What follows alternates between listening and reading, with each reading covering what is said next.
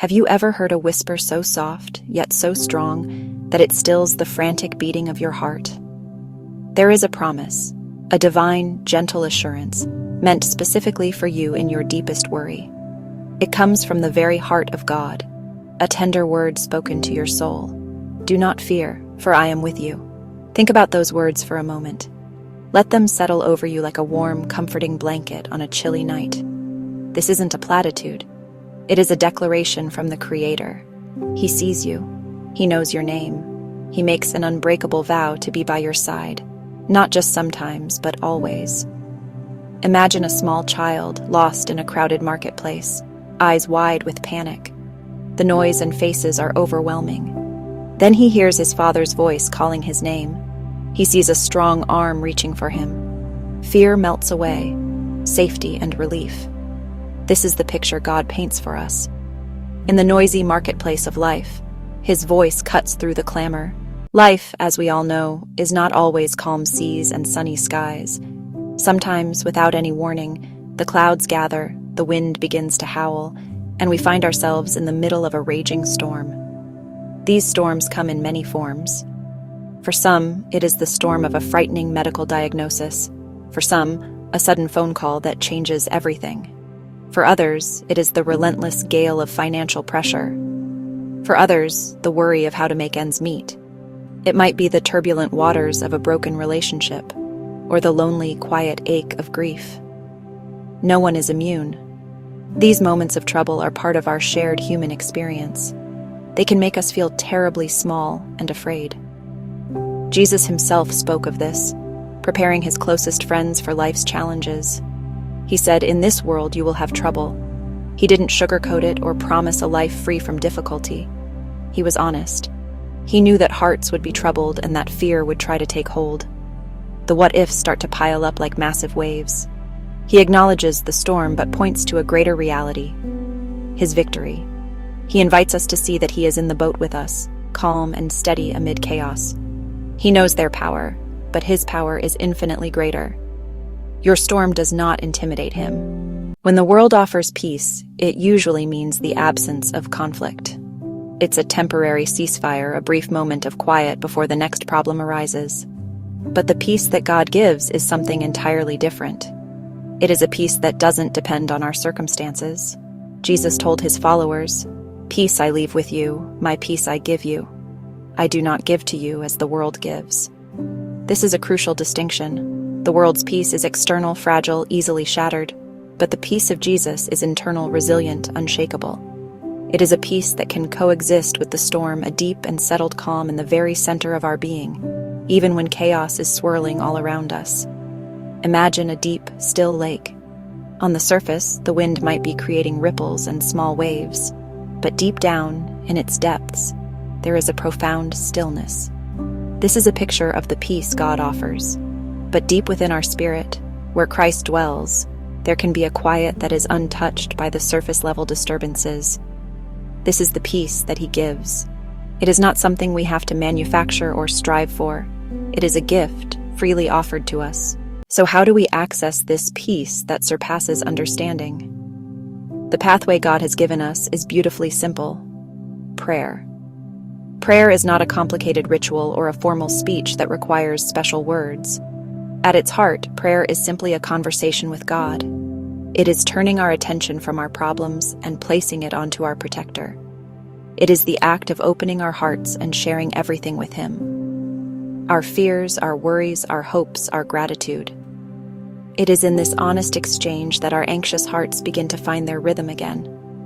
Think of prayer as the simple act of breathing in and breathing out. As we face a stressful situation, our breathing often becomes shallow and quick. Our hearts race. But when we intentionally slow down and take a deep breath, our body begins to calm down. Prayer works in a similar way for our souls. When we are overwhelmed with fear, we can exhale our worries to God. "God, I'm scared about this meeting." Then we can inhale his promises. We breathe in his truth. "I am with you. I will never leave you. My peace I give to you." Prayer is the practice that calms our hearts, not because our problems magically disappear, but because we are reminded that we are not facing them alone. One of the biggest sources of our fear is the deep-seated desire to be in control. We make plans, create schedules, build safety nets, all in an effort to manage our lives and protect ourselves from the unexpected. We like holding the reins, steering our own course. But then life happens. A sudden job loss, an unforeseen illness, a global crisis reminds us just how little control we truly have. When our illusion of control is shattered, fear rushes in to fill the void. We feel like we are in a runaway carriage and our white-knuckled grip on the reins is doing nothing to slow it down. It is in this moment of powerlessness that faith offers a radical alternative. Trusting God means gently, intentionally, letting go of those reins. It is a conscious decision to admit that we are not in control and to place our trust in the one who is. It is acknowledging that His wisdom is greater than our own.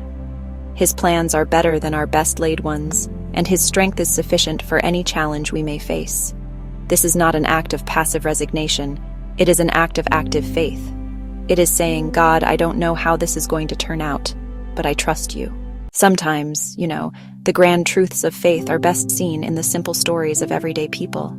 The Bible is just filled with these moments. Think of David, a young shepherd boy facing the fearsome giant, Goliath. By all human logic, he should have been paralyzed with fear. Goliath was a seasoned warrior, massive and heavily armed. David had only a sling and a few stones. But David was not looking at the size of the giant. He was focused on the size of his God.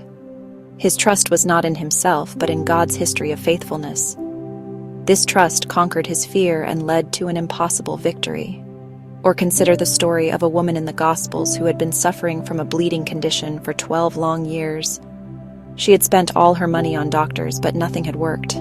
She was weak, ostracized, and likely filled with despair. Yet she held on to a simple, powerful faith. She thought to herself, "If I can only touch his cloak, I will be healed." It was a quiet, desperate act of trust. In that simple touch, her faith made her well. These are modern-day Goliaths, modern-day illnesses, and in each case the path to peace is the same. A simple turning of the heart toward Jesus. You have a story too. Those are moments where God's presence broke through your fear. Your own history with God is a powerful testimony against the lies of fear. In our journey of faith, it is so important to understand one thing. Feeling worried or anxious is not a sign of a weak faith. It is a sign of being human. Our brains are wired for survival, and part of that wiring includes the emotion of fear. It alerts us to potential danger and prompts us to take action. So, when you feel that familiar pang of anxiety, please do not add another layer of guilt by thinking you are failing as a Christian. God is not disappointed in you when you worry. He understands the pressures you face. He has immense compassion for you. Even the greatest heroes of the Bible experienced fear.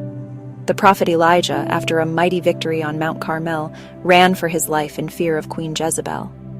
The disciples, even after witnessing countless miracles, were filled with fear during the storm on the sea. The Apostle Paul himself wrote about his own struggles with fear and much trembling. If these giants of faith felt fear, we can be certain that it is a normal part of the human condition. The goal is not to never feel fear, but to know what to do with it when it arises. Think of fear as a signal, kind of like a warning light on the dashboard of your car. The light itself isn't the problem. It's simply alerting you to an issue that needs attention. When the light of fear comes on in your heart, it's not a signal to panic. Instead, it is a signal to turn to God. It's a reminder to check in with your spiritual engine, to reconnect with your source of power and peace. Fear can become a prompt for prayer. It can be the very thing that drives us into a deeper, moment-by-moment reliance on God. In this way, God can even use the experience of fear to draw us closer to Himself. We return in the end to where we began. Simple, profound, life-altering promise. So do not fear, for I am with you. This is not just a comforting phrase. It is the constant reality that sustains us every step of the way. It is the Alpha and the Omega of our peace. God's presence is not a fleeting feeling that comes and goes. It is an established fact. He is with you on the mountaintop of joy. He is with you in the deepest, darkest valley of fear. He is with you on the ordinary Tuesday morning. He is with you in the middle of the crisis that shakes your world. You are never, ever alone. Let this truth be the final word that quiets the noise of your anxiety. When the world shouts its threats, when your own heart echoes with doubt, let his whisper be the sound you tune your ear to. His presence is your peace. His presence is your comfort. His presence is your strength. Lean into the reality that the God of the universe is walking beside you. Do not be afraid. He is with you, always.